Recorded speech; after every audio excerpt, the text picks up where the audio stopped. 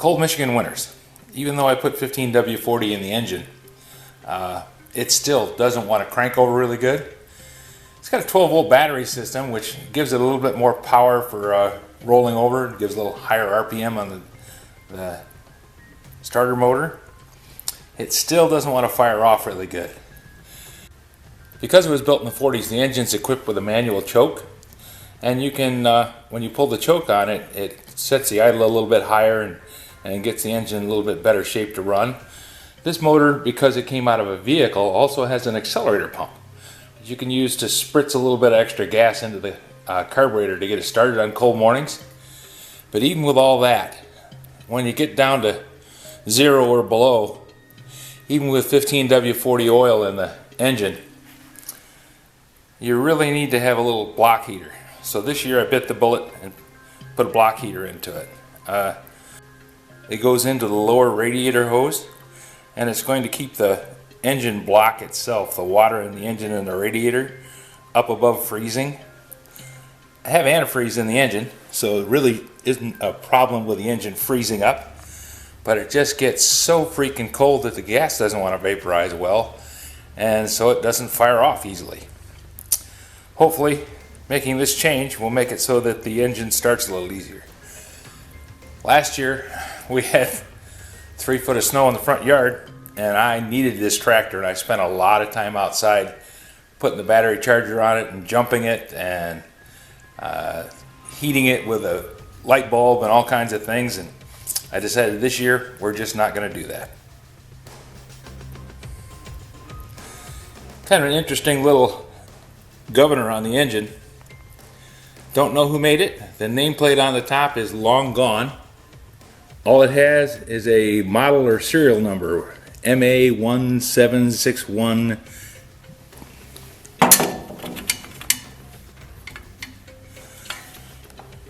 80. Looked it up, didn't find any manufacturer, don't know. It's 60 years old, probably never will know who made it, but it's an interesting idea. The governor just makes it so that the engine, you don't have an accelerator pedal on a tractor, you just set the engine RPMs at a certain RPM. The governor, whenever the RPMs drops, opens up the throttle and the engine increases horsepower a little bit, and then when it comes back up to speed, the governor shuts the throttle. That's that little linkage down there. When you first set them up, don't monkey with them. If it's working when you got it, leave it alone. They can be a little bit tricky trying to make the darn things work.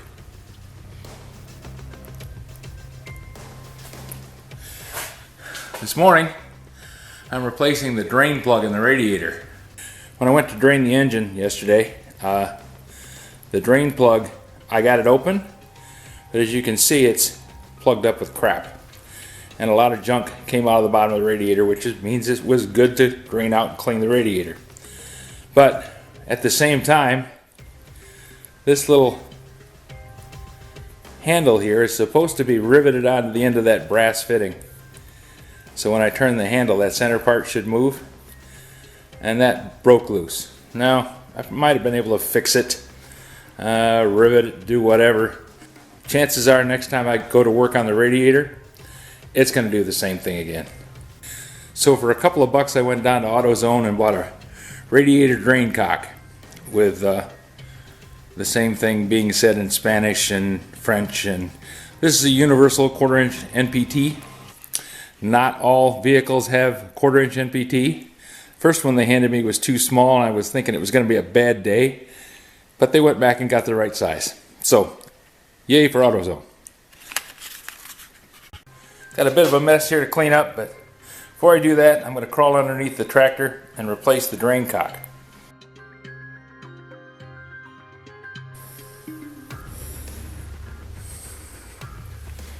Looking at it upside down and backwards, but there it is. This is a custom radiator that was made for this tractor because the little radiator that came with the 4-cylinder engine wasn't big enough to handle the amount of heat that the 6-cylinder put off. They only had so much room inside the grill. So to make it so that the radiator worked, they put an extra row of tubes in it. That's why the radiator is a little thicker than the standard. Required custom mounts. And of course, this being a 6-cylinder engine and a tractor that was designed for a 4-cylinder, the tractor was designed to have the crankcase be part of the frame of the tractor. Mr. Glover in his original design came up with this channel iron frame because you have to support the front axle. And that used to be supported by the engine. The front axle used to be supported by the engine crankcase, and it was all one big casting. This one is made out of sheet metal, and I don't think it would support the engine weight along with all the extra weight that the front end of the tractor gets, because this tractor will lift the front wheels off the ground in a heartbeat. Slamming down with that being only supported by a thin-walled engine block and a sheet metal oil pan would probably snap the tractor in half. Been 60 some years that this tractor's been running like this, and I have beat the crap out of it. Works very well.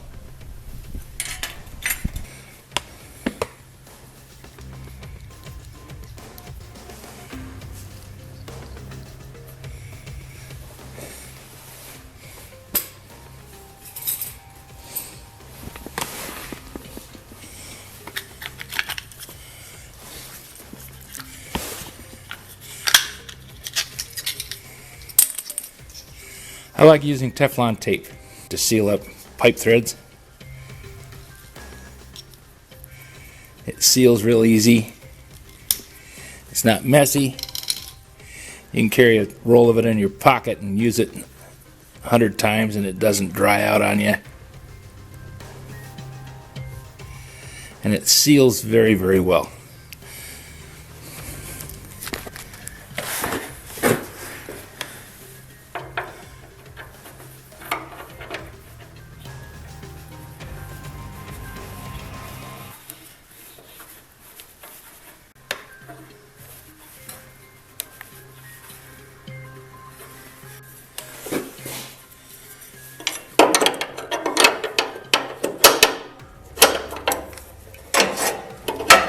Have you ever wondered why the head on an open-end wrench is angled?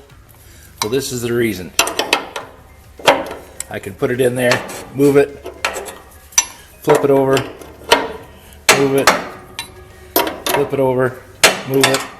If I didn't do that, what would happen would be I'd go like this, and then it wouldn't be able to reach in and catch the next bite.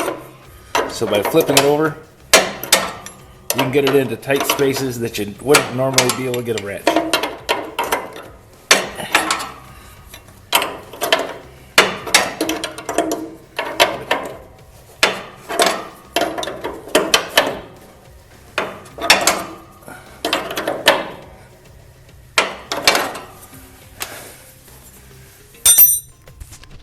The guys that built this stuff had their act together.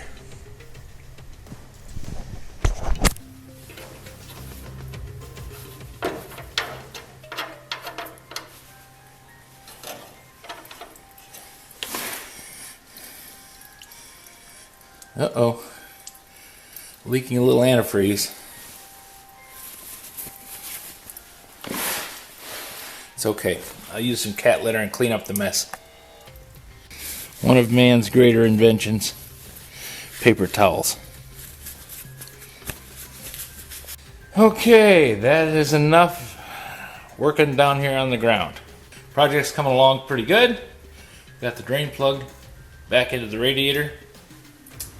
Got the wires connected, have the heater plumbed into the lower radiator hose. Clean up my mess a bit, and then put some antifreeze in the radiator. I'm working on the radiator on the tractor, and I had to drain the antifreeze. Part of that process is I spilled a little antifreeze on the floor. You always want to clean up antifreeze. It's a deadly poison for animals. It smells good to them. It tastes sweet. They eat it, they die. So you don't want to leave any of it laying around. Any spills, you can pick it up quickly and easily with Tidy Cat's multiple cat litter, or pretty much any brand of cat litter. It's just clumped up clay, and it absorbs the antifreeze and cleans up the mess. It also works good on oil and any other spills in the garage. It's cheap. You can get it at almost any convenience store, grocery store, gas station, whatever. And when you're done with it, it goes right in the garbage. Once it's absorbed all the oil or stains or whatever you've got on the garage floor, you just sweep it up with a broom, scoop it up with a dustpan, dump it right in the garbage. Very quick, easy, clean, and convenient. Tractor radiator should hold about 2 gallons.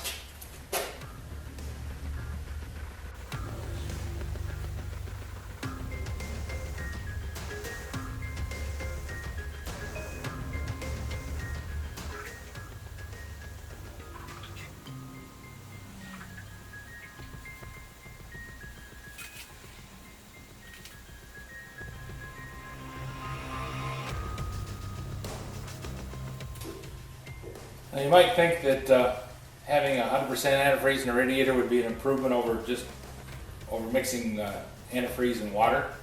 You really need the water in there to help. The recommendation on the label is 50-50, takes you down to -34 and prevents boil over up to 265 degrees Fahrenheit. Protects against freezing down to -34 degrees Fahrenheit. I don't think I'm going to see much lower than -10 around here. Can get lower than that, but it's not likely. I could go to 70% antifreeze and 30% water. That would take me down to -84 degrees and give me a boilover protection of 276 degrees Fahrenheit. But I don't think I need to put that much antifreeze in it. This was about 12 bucks.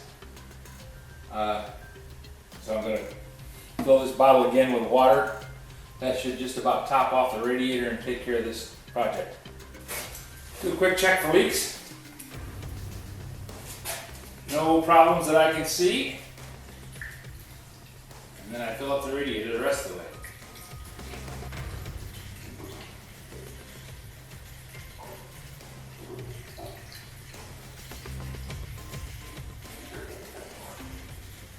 When you fill the radiator, you want to have the water above the top of the tubes,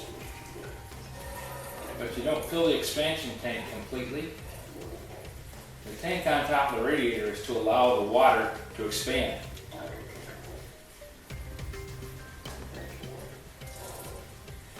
If you don't have room in the top of the radiator, what's going to happen is the engine's going to warm up, the water's going to expand, and then it's going to just blow past the overflow and drain on the ground.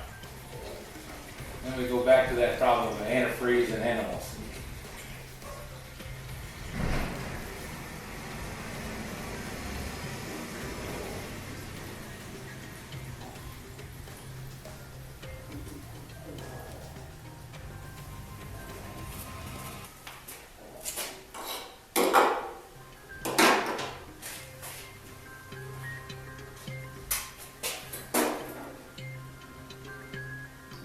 Take a little bit more.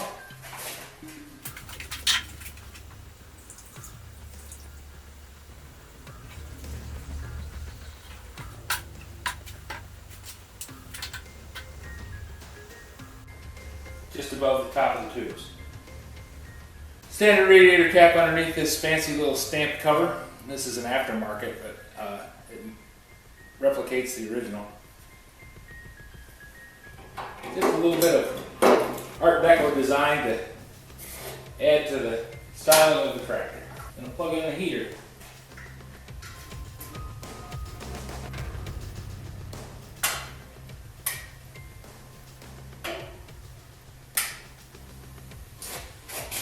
Well, didn't blow a breaker. That's a good thing.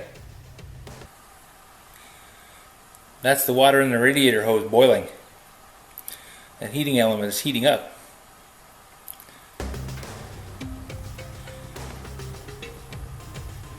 It does not have a thermostat though. So I don't think I want to leave this thing on for an extended period of time.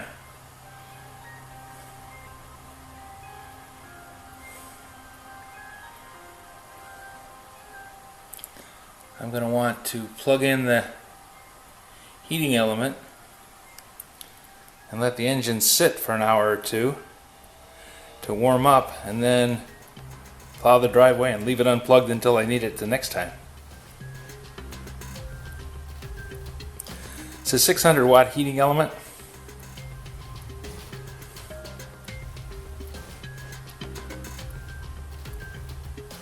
Which is not really a lot, it's 600 watt light bulbs. But I certainly don't want to boil the antifreeze out of the radiator. And I certainly don't want to run all that power if I don't need to. 100 watt light bulb over 10 hours, that's a kilowatt. Around here that's about 11 cents. So that's 66 cents over 10 hours. You start adding that up over a period of time and it can get to be a fair amount of money. So don't want to do that. The tractor's all warmed up. It's been sitting in the garage. I don't need to run the heater on it right now to get it started, hopefully. And so I'm going to fire it up, back it out, park it in the front yard, be ready for the snow. Thanks for watching.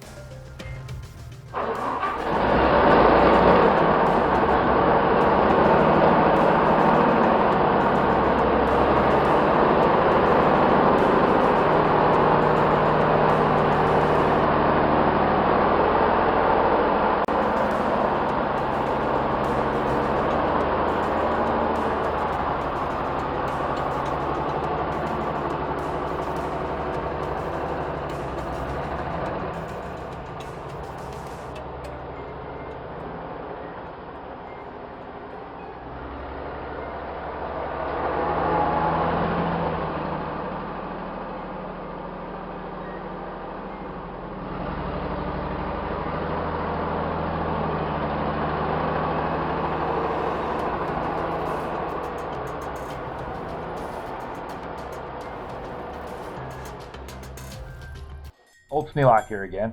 Thanks for watching. Have you subscribed yet? If you enjoyed the video, please take a moment and click the thumbs up.